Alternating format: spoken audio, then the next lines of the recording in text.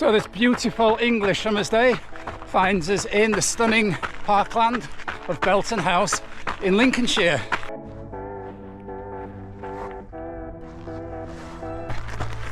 So this is our fourth visit to this parkrun, and it's a 2-lap multi-terrain course. So Belton House Parkrun is a legacy of the period where Parkrun and National Trust worked quite closely together to set up several parkruns in these beautiful locations all around Britain. So how many National Trust parkruns have we done, Dawn? Go. Clumber. Yes. I'm trying to think. This one. Sheringham. Sheringham. Gibbside, which no longer exists. Thinking. Put your thinking caps on. Whilst we think, you let us know which National Trust parkruns you've done around the country and what is your favourite. So before we carry on, we'd really like you to give this video a like, and if you haven't subscribed, we'd love you to do so. The Brains Trust has met and we remembered Yeovil Montacute, which again no longer exists. So there's two ex-National Trust parkruns that are no longer in existence. Erdig in North Wales. Of course. I was thinking in this parkrun we will probably see sheep. We may even see deer. Yeah, it says on the parkrun webpage you may see sheep, deer, or watch out for rabbit holes. So we hope we're not taking you down any rabbit holes this morning. Colby down in Pembrokeshire. I got another one. Brain's whirring now. When I did that, you sat out not because of sheep or deer, but because of potential cows. Oh, in Devon, yeah. Yeah, Killerton down in Devon.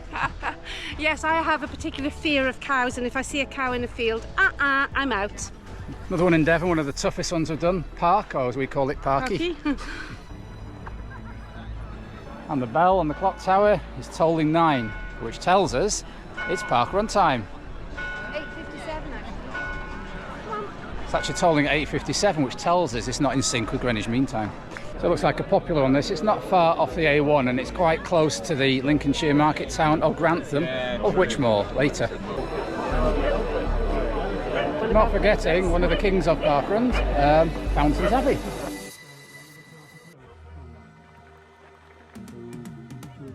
Four, 3, 2, 1, go!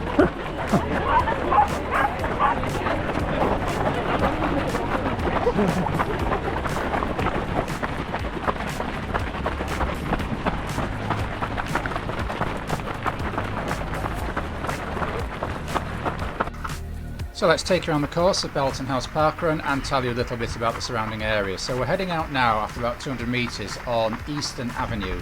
You can hear from the noise of people's feet that's quite a gravelly surface, and you can see quite a lot of runners, ourselves included, gravitate over towards either the left hand side or the right hand side and run on the grass, which at this time of year is a lot firmer. So in doing the research for this video, we came across the fact that the nearby town of Grantham is a town of firsts. Probably the most famous first that people might know about Grantham. It was the birthplace of one Margaret Hilda Roberts, who later became Margaret Thatcher and the first female to be Prime Minister of the United Kingdom. Bit of a controversial character, so I think we'll stop there and just acknowledge that historical fact. You'll see that there are no U-turns at Belton House Parkrun, just nice sweeping bends like this, so it's not a case of U-turn if you want to. This lady's not for turning. Tell me if you've got any idea what I'm talking about there. Another innovative female from Grantham was Edith Smith, who in 1914 was the first warranted female police officer. And talking about 1914 in that era, the Belton House Parkland was one that many wealthy families turned over to the war effort, and most famously the Machine Gun Corps was stationed in Belton House Parkland throughout most of the war. And I do remember an episode of The Time Team, a programme I used to love watching, where they actually did a massive archaeological dig around areas where the parkrun now runs and discovered memorabilia from that horrible era. So another first, the UK's first running diesel engine was made in Grantham in 1892, and that was named after one Rudolph Diesel. And then, more excitingly, in 1896, the UK's first tractor was made in Grantham, so we really are piling up the first here in Grantham.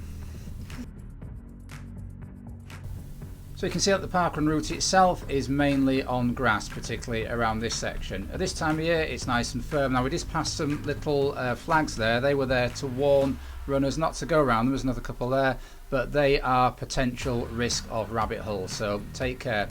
It was nice and firm when we ran this course. It's obviously July in the middle of the British summer. We've had some decent weather recently, but I would imagine in winter, and we have done it in winter before, it can get a little bit more slippery. So it may be a case of taking trail shoes if you visit Belton House, depending on the time of year you go.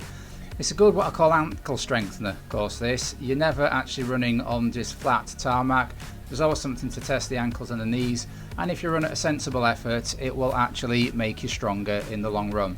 You can see us taking another turn, again not a U-turn, a nice sweeping right angle, and then we get a nice view of Belton House coming up on the left. So Belton House itself, built I think during the reign of Charles II in the 1660s, 70s and 80s. And remarkably for a country seat like this, it remained in the hands of the same family without having to go outside the family through disasters or wars or sequestrations. It remained in the hands of the Brownlow family from the time it was built in the late 17th century right through to 1984, when, due to rising costs, the family handed it over to the National Trust. We'll take you through some of the surrounding area of Belton House post parkrun, which you can visit if you're a National Trust member, as we are, but it's well worth staying on post parkrun at Belton House. So, having passed the house on our right, we're now heading out onto the second lap, which is identical to the first lap. Yeah, we run down to Eastern Avenue. But don't take the heart rate higher. Onto the grass section now. I believe last time we came we did see several sheep in this area, but there were none apparent today. But if you hang on to the end of the video, you will see the appearance of several deer in the parkland, so well worth staying around to see those. It was a beautiful summer's morning as we ran around the trails of this beautiful estate and really enjoyed being out there in nature. This is what summer Saturday mornings is all about for us. Yeah, parkrun is beautiful at any time of year, and particularly these National Trust sites. You can see Belton House coming up there again on the right. They are exceedingly beautiful places, and we are very fortunate and privileged to be able to run around them on a regular basis whenever the mood takes us. So just coming to the finish now. So a bit of a leg sapping course, that one.